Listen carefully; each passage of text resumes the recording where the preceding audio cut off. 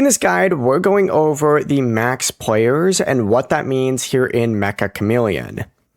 Before we get into this guide, make sure to like the video and subscribe to the channel with all notifications on. It really does help with the channel and it lets us know that you want more content like this. We'd greatly appreciate it. And if at any point throughout this guide you did have any questions, just ask them down in the comment section below and we could help you out further. I'm going to be doing my best to reply to every single comment down there. Now, when you're in Meccha Chameleon and you're hosting a room like this create server option right here, you're going to see max players and you're going to see runs stably, and you're also going to see not guaranteed to work, but may be stable depending on the host CPU connection.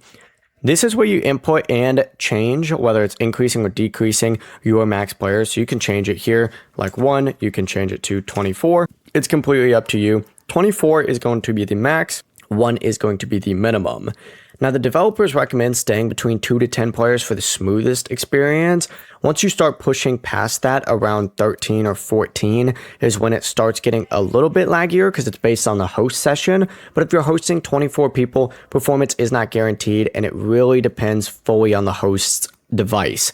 So once again, if you're planning a big session, the person with the strongest PC and fastest internet should be the one hosting. It's kind of like the old days, right? Smaller lobbies are obviously going to feel a lot more tense and strategic, but they don't run great on big maps. You can also change your region over here, and that'll also help, but that's the full process. Before you leave this guide, make sure to like the video and subscribe to the channel with all notifications on. It really does help the channel and it lets us know that you want more content like this. We'd greatly appreciate it. And if at any point throughout this guide you did have any questions, once again, ask them down in the comment section below and we could help you out further. I'm going to be doing my best to reply to every single comment down there. Have a great rest of your day though. Peace.